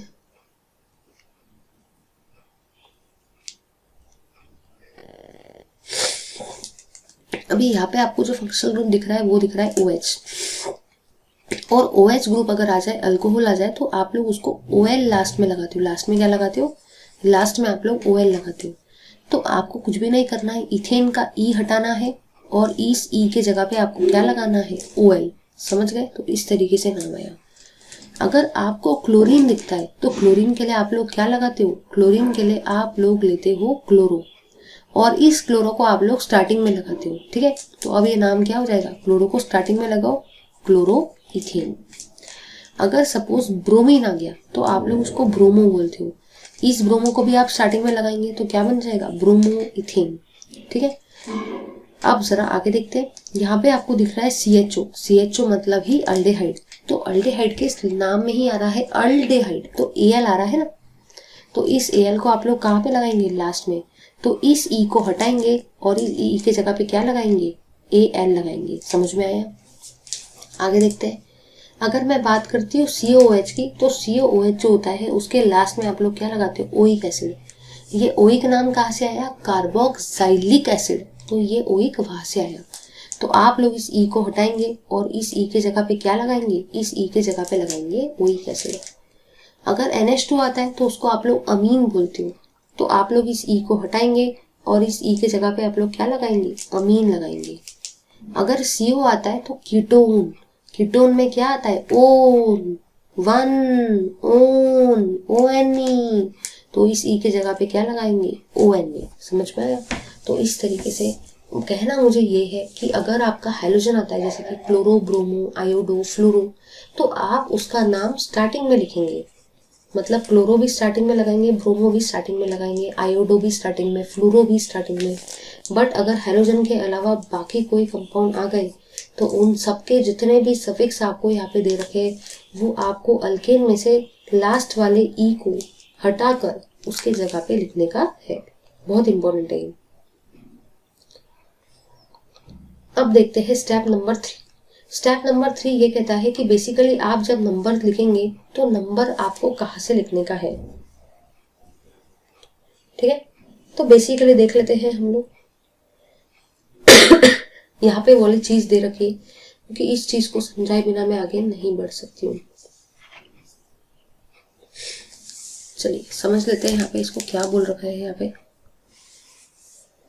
ठीक है, फर्स्ट वाले केस में दिमाग में सबसे पहला क्वेश्चन ये आता है कि मैं नंबरिंग कहाँ से दूं। नंबरिंग हम लोग लेफ्ट हैंड साइड से भी स्टार्ट कर सकते हैं और नंबरिंग आप लोग राइट हैंड साइड से भी स्टार्ट कर सकते हैं। जरूरी नहीं कि नंबरिंग एक ही साइड से देना है, आप नंबरिंग कोई भी साइड से दे सकते हो, लेफ्ट साइड से भी दे सकते हो, राइट साइड से भी दे सकते हो। तो अगर मैं नंबरिंग लेफ्ट साइड से देती हूँ 1 2 3, तो ये हुई मेरे लेफ्ट साइड से नंबरिंग। अगर मैं नंबरिंग राइट साइड से देती हूँ तो ये हुआ 1 2 3। आप लोगों ने यहाँ पे ये देखा कि OH ग्रुप को लेफ्ट हैंड साइड से भी नंबरिंग दो या राइट हैंड साइड से भी नंबरिंग दो तो 2 ही नंबर मिल रहा है, मतलब दोनों ही साइड से नंबरिंग कैसी है? इक्विवेलेंट है। तो ये तो कंफर्म हो गया कि यहाँ पे प्रोपेन 2 ऑल आएगा। रीजन ये है क्योंकि OH ग्रुप जो है, जो अल्कोहल का ग्रुप है, जो OL वाला पार्ट है, बेसिकली वहाँ पे 2 नंबर आ रहा है ना, तो कोई भी साइड से नंबरिंग करो 2 ही आएगा। अगर अपन ये वाले केस को डिस्कस करें तो यहाँ पे अगर मैं लेफ्ट हैंड साइड से नंबरिंग देती हूँ और राइट हैंड साइड से, तो लेफ्ट हैंड साइड से 1 2 3 4 5, ठीक है। और वही अगर मैं नंबरिंग राइट हैंड साइड से दे दूँ तो 1 2 3 4 5। आप लोगों ने यहाँ पे ये देखा कि आपको हमेशा फंक्शनल ग्रुप को छोटे से छोटा नंबर देना है। याद रखना, आपको हमेशा फंक्शनल ग्रुप को छोटे से छोटा नंबर देने का है, छोटे से छोटा नंबर देना है। और लेफ्ट से नंबरिंग करने के बाद फंक्शनल ग्रुप को 4 नंबर मिल रहा है और राइट से नंबरिंग करने के बाद फंक्शनल ग्रुप को 2 नंबर मिल रहा है। 4 और 2 में से 2 नंबर छोटा है, इसलिए आप लोग राइट हैंड साइड से नंबरिंग करेंगे और लेफ्ट हैंड साइड से नंबरिंग नहीं करेंगे। इसलिए मैंने क्लोरो के सामने में क्या लगाया है, 2 क्लोरो। रीजन ये है, मैक्सिमम बच्चे यहाँ पे 4 क्लोरो लगा देंगे, लेकिन याद रखना लेफ्ट से नंबरिंग करने पर क्लोरीन को 4th नंबर मिलता है, राइट से नंबर करने पर क्लोरीन को 2 नंबर मिलता है, और फंक्शनल ग्रुप को आपको छोटे से छोटा नंबर देना है। अगर मैं थर्ड कंपाउंड की बात करती हूँ तो यहाँ पे भी आप 2 तरीके से नंबरिंग कर सकते हो। पहला है लेफ्ट हैंड साइड से नंबरिंग, 1 2 3 4 5 नंबरिंग कार्बन एटम को ही करने का है। और अगर मैं राइट हैंड साइड से नंबरिंग करूँ तो 1 2 3 4 5। अगर मैं फंक्शनल ग्रुप को देखती हूँ तो लेफ्ट हैंड साइड से नंबरिंग करने पर 2 मिल रहा है और राइट हैंड साइड से नंबरिंग करने पर 4 मिल रहा है। और मैंने आपको क्या बताया, आपको नंबरिंग उस साइड से करनी है जिस साइड से फंक्शनल ग्रुप को छोटे से छोटा नंबर मिलना चाहिए। इसका मतलब आप लेफ्ट हैंड साइड से नंबरिंग करेंगे और राइट हैंड साइड से नहीं करेंगे। इसलिए कीटोनिक ग्रुप को मतलब ही ओन को सेकेंड नंबर मिलेगा। इसलिए यहाँ पे पेंटेन 2 ओन आया, 4 ओन नहीं आया। ठीक है, चलिए अब आपको ये सबके IUPAC नेम लिखने के कि क्या होगा इनका IUPAC नेम। चलिए, तो क्योंकि पेपर में यहाँ से क्वेश्चन आ सकता है इसलिए मैं ये सभी चीज़ें आपको डिस्कस करवा देती हूँ, जिससे आपका कंसेप्ट बहुत ही बढ़िया तरीके से क्लियर हो जाएगा। चलिए, अगर आप ध्यान से देखते हो तो यहाँ पे आपको 2 कार्बन दिख रहे हैं और डबल बॉन्ड दिख रहा है, तो इसका नाम क्या रहेगा, इसका नाम रहेगा आपका इथीन, क्योंकि 2 कार्बन है और वो दोनों कार्बन के बीच में कौन सा बॉन्ड है, डबल बॉन्ड है। अब यहाँ पे आपको 2 ही कार्बन दिख रहे हैं, मतलब इथेन तो होगा या इथीन होगा या इथाइन होगा, और उनके बीच में ट्रिपल बॉन्ड दिख रहा है, इसलिए इसका नाम क्या रहेगा, इसलिए इसका नाम इथाइन रहेगा। तो अगर आपको 2 कार्बन के बीच में सिंगल बॉन्ड दिखता है तो इथेन, 2 कार्बन के बीच में डबल बॉन्ड दिखता है तो इथीन, 2 कार्बन के बीच में ट्रिपल बॉन्ड दिखता है तो इथाइन। फिर अगर मैं इसकी बात करती हूँ तो यहाँ पे आपको कितने कार्बन दिख रहे हैं, 2 कार्बन। इसका मतलब इथेन तो आएगा ही आएगा, बट यहाँ पे आपको COOH ग्रुप दिख रहा है जो कि कार्बोक्सिलिक एसिड का पार्ट है, इसलिए इसका नाम क्या आएगा, इथेनोइक एसिड। समझ गए ना, क्योंकि कार्बन 2 थे इसलिए इथेन तो आया, लेकिन इस अल्केन के ई के जगह पर लास्ट में ओइक एसिड आया। रीजन ये है क्योंकि यहाँ पे आपको COOH ग्रुप दिख रहा है। अब यहाँ पे आपको टोटल 1 ही कार्बन दिख रहा है, इसलिए इसका नाम मीथेन आप लोग लिखेंगे, बट यहाँ पे आपको OH ग्रुप दिख रहा है। OH ग्रुप मतलब ही अल्कोहल होता है, जिसकी वजह से आप लास्ट में यहाँ पे OL लगाते हो। नेक्स्ट केस में आपको टोटल 2 कार्बन दिख रहे हैं। 2 कार्बन वाले अल्केन का नाम क्या होता है, 2 कार्बन वाले अल्केन का नाम होता है इथेन, बट यहाँ पे भी आपको OH ग्रुप दिख रहा है, मतलब ही अल्कोहल, तो आप लोग क्या लिखेंगे, इथेनॉल। यहाँ पे आपको दिख रहे हैं 2 कार्बन, 2 कार्बन वाले अल्केन का नाम क्या होता है, इथेन, और यहाँ पे आपको CHO ग्रुप दिख रहा है। CHO ग्रुप मतलब ही होता है अल्डेहाइड, तो लास्ट में आप लोग क्या लगाएंगे, लास्ट में आप लोग लगाएंगे Al। समझ में आया लास्ट में Al क्यों आया, क्योंकि अल्डेहाइड ग्रुप है। अगर आप यहाँ पे ध्यान से देखते हो टोटल कार्बन कितने हैं, 3 कार्बन वाले अल्केन का नाम क्या होता है, प्रोपेन, क्योंकि टोटल कार्बन 3 है और 3 कार्बन वाले अल्केन का नाम प्रोपेन होता है। और चाहे आप लेफ्ट से नंबरिंग करो चाहे आप राइट से नंबरिंग करो, CO ग्रुप बीच में है तो उसको 2 ही नंबर मिलेगा, इसलिए मैंने यहाँ पे 2 लगाया। और जब भी सिर्फ CO ग्रुप आता है मतलब ही कीटोन आता है तो उसमें से हम लोग ओन लिखते हैं। समझ में आ गया। नेक्स्ट केस में कितने कार्बन है, टोटल 4 कार्बन। 4 कार्बन वाले अल्केन का नाम क्या होता है, ब्यूटेन। यहाँ पे आप लोग नंबरिंग लेफ्ट हैंड साइड से करेंगे, राइट हैंड साइड से नंबरिंग नहीं देंगे। रीजन ये है क्योंकि अगर आप लोग नंबरिंग लेफ्ट से देते हो तो CO को नंबर मिलता है सेकेंड, और अगर आप लोग नंबरिंग राइट से देते हो तो CO को नंबर मिलता है थर्ड। और मैंने आपको अभी बताया कि आपको इस साइड से नंबरिंग करना है जिस साइड से फंक्शनल ग्रुप को छोटे से छोटा नंबर मिलना चाहिए, तो लेफ्ट साइड से आप लोग नंबरिंग करेंगे, इसलिए CO ग्रुप को सेकेंड नंबर आएगा, और CO ग्रुप मतलब ही कीटोन होता है तो लास्ट में ON नहीं आएगा। यहाँ पे टोटल कार्बन है 2 कार्बन वाले अल्केन का नाम होता है इथेन, और जब भी NH2 ग्रुप आता है तो आप लोग उसको अमीन बोलते हो। यहाँ पे दिख रहा है 3 कार्बन वाले अल्केन का नाम आपका होता है प्रोपेन, बट यहाँ पे आपको दिख रहा है Cl का मतलब ही होता है क्लोरो। और मैंने आपको अभी बताया कि जब भी हैलोजन आता है तो हमेशा हैलोजन का नाम आप लोग स्टार्टिंग में ही लिखते हो। ले लो इस पार्ट का स्क्रीनशॉट, क्योंकि ये बुक में सॉल्व नहीं करा है, मैंने वो सब सॉल्व करवाया आपको। उसके बाद में अब हम लोग देख रहे हैं कंबशन को, कि बेसिकली ये कंबशन क्या होता है, देख लेते हैं इसको 5 मिनट में। उसके बाद में दिया है कंबशन, तो देख लेते हैं कंबशन का मतलब क्या होता है। कंबशन का मतलब ही होता है बर्निंग। बर्निंग का मतलब ही होता है रिएक्शन विथ ऑक्सीजन। तो आपको बस इतना ही याद रखना है कि जब भी आप ऑक्सीजन के साथ में रिएक्शन करवाते हो तो उसी चीज़ को आप लोग कंबशन बोलते हो, समझ गए ना।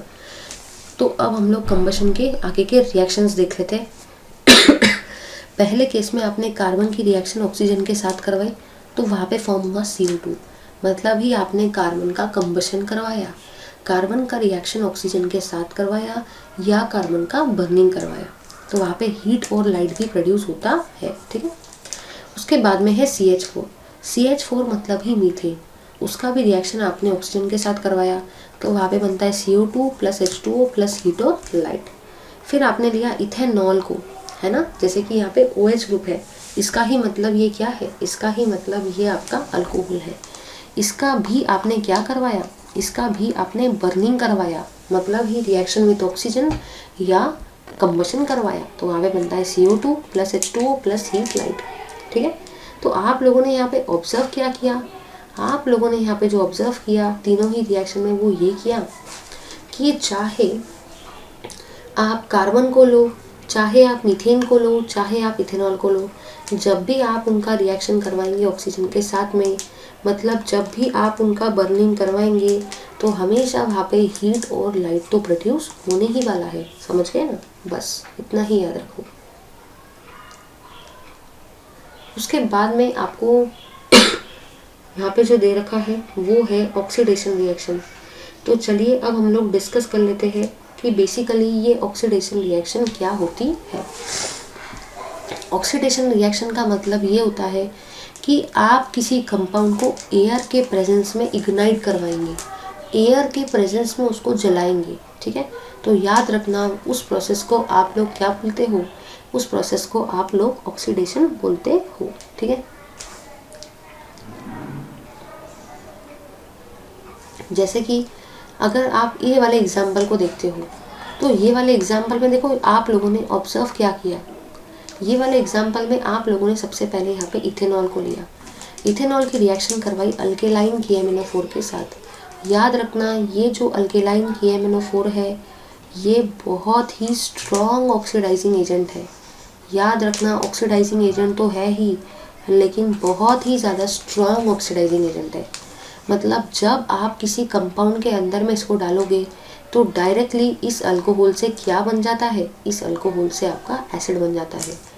पहले भी कार्बन 2 ही थे, अभी भी कार्बन 2 ही है, लेकिन पहले 2 कार्बन वाला अल्कोहल आपने लिया था और अब 2 कार्बन वाला आपका एसिड बन गया, क्योंकि आपने उसमें स्ट्रॉन्ग ऑक्सीडाइजिंग एजेंट को डाला, ठीक है। उसके बाद में अब हम लोग जो देख रहे हैं वो है reaction use for hydrogenation of vegetable oils. तो आप लोगों को याद रखना है कि जब भी आप वेजिटेबल ऑयल को लेते हो, ठीक है, वेजिटेबल ऑयल से बेसिकली आप लोग क्या बनाते हो, घी को। तो ये है आपका वेजिटेबल ऑयल।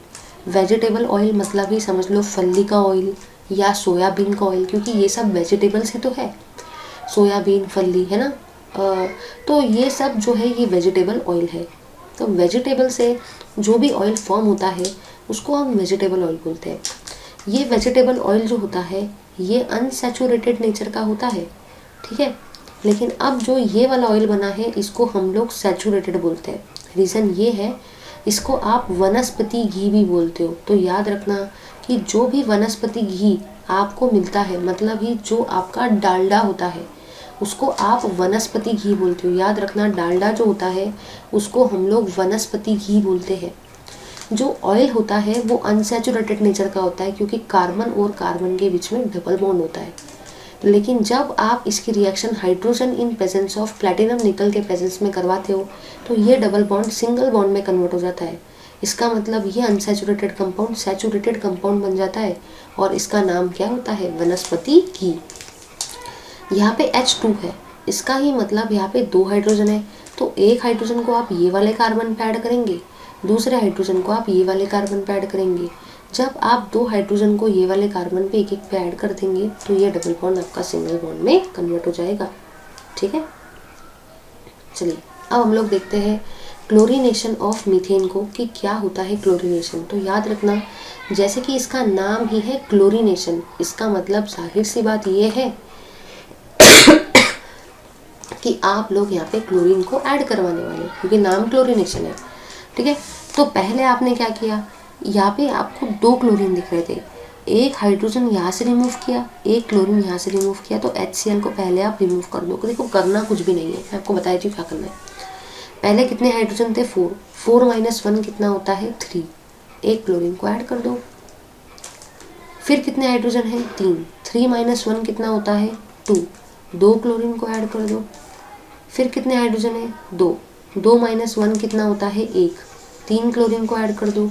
फिर कितने हाइड्रोजन है, 1, 1 - 1 कितना होता है, 0, 4 क्लोरीन को ऐड कर दो। मतलब करना कुछ भी नहीं है, हर एक स्टेप में आपको एक एक हाइड्रोजन को निकालते जाना है और एक एक क्लोरीन को ऐड करना है। पहले 4 हाइड्रोजन थे, तो जब आपने एक हाइड्रोजन को निकाल दिया तो कितने हाइड्रोजन बचे, 3, एक क्लोरीन को डाल दिया, हो गए ना 4। फिर बाद में कितने हाइड्रोजन थे, 3। इसी स्टेप्स को इधर लेके आइए, स्टेप नंबर 2 है। स्टेप नंबर 2 में क्या था, 3 हाइड्रोजन, 3 - 1 कितना होता है, 2, तो 2 हाइड्रोजन बचे, 2 क्लोरीन आ गए। एक हाइड्रोजन को निकालो, एक क्लोरीन को ऐड करो। अब यहाँ पे कितने हाइड्रोजन थे, ये वाला कंपाउंड इधर लेके आ गए, कितने हाइड्रोजन है, 2, 2 - 1 कितना होता है, 1, 3 क्लोरीन को लगा दिया है ना, एक क्लोरीन को ऐड कर दो।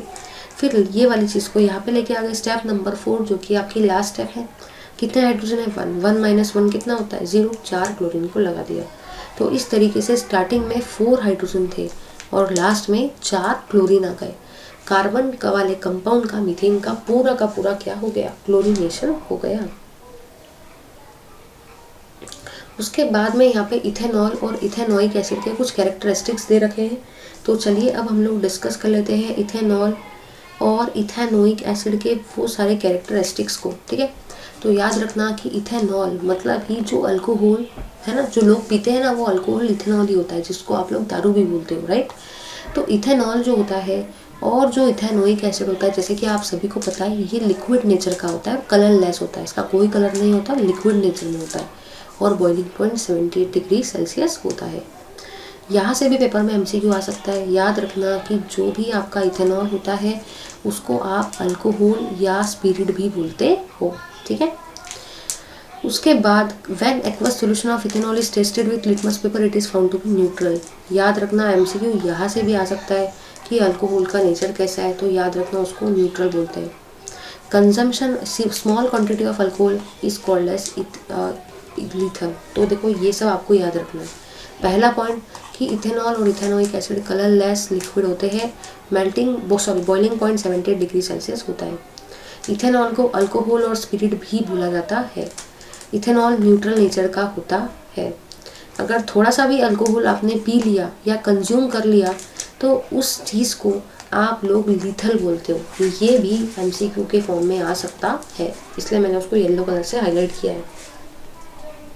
फिर है केमिकल प्रॉपर्टीज ऑफ इथेनॉल।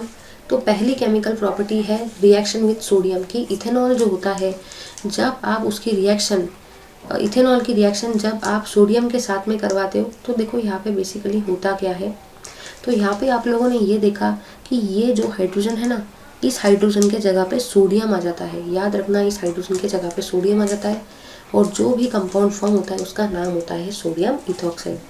तो केमिकल प्रॉपर्टीज ऑफ इथेनॉल में आपने ये देखा कि जब आप इथेनॉल की रिएक्शन सोडियम के साथ में करवाते हो तो बेसिकली ये वाले हाइड्रोजन के जगह पे सोडियम आ जाता है और उससे जो कंपाउंड फॉर्म होता है उसका नाम होता है सोडियम इथॉक्साइड। ठीक है, उसके बाद में नेक्स्ट है आपकी डिहाइड्रेशन रिएक्शन। तो चलिए देख लेते हैं डिहाइड्रेशन रिएक्शन को।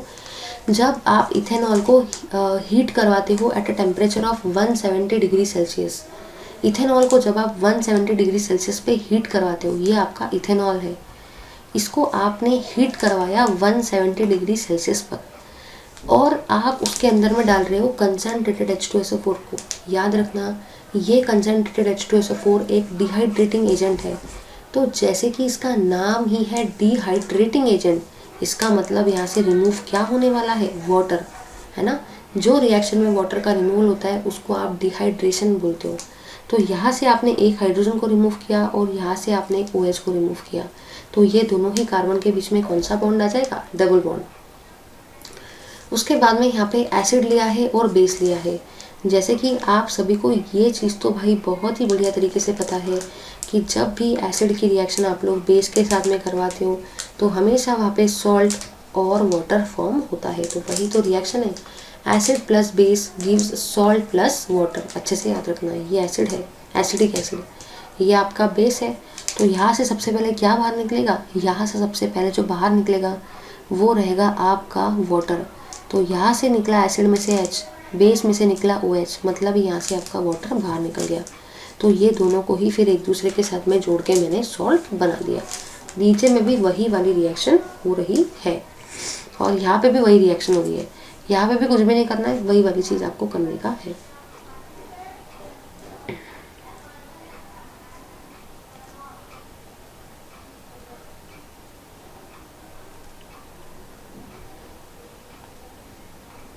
फिर यहाँ पे एक जनरल रिएक्शन दे रखी है कि जब भी आप एसिड की रिएक्शन इथेनॉल के साथ कराते हो तो वहाँ पे हमेशा आपका ईस्टर फॉर्म होता है, क्योंकि जब भी CO ग्रुप आता है तो उसको हम लोग हमेशा क्या बोलते हैं, उसको हम लोग हमेशा आपका ईस्टर बोलते हैं। और ये कैसे फॉर्म होता है ज़रा वो भी देख लेना।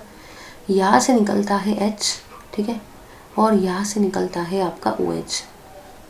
एसिड से H निकला और अल्कोहल से OH निकला, मतलब ये क्या बाहर निकला, H और OH, मतलब ये तो वाटर होता है।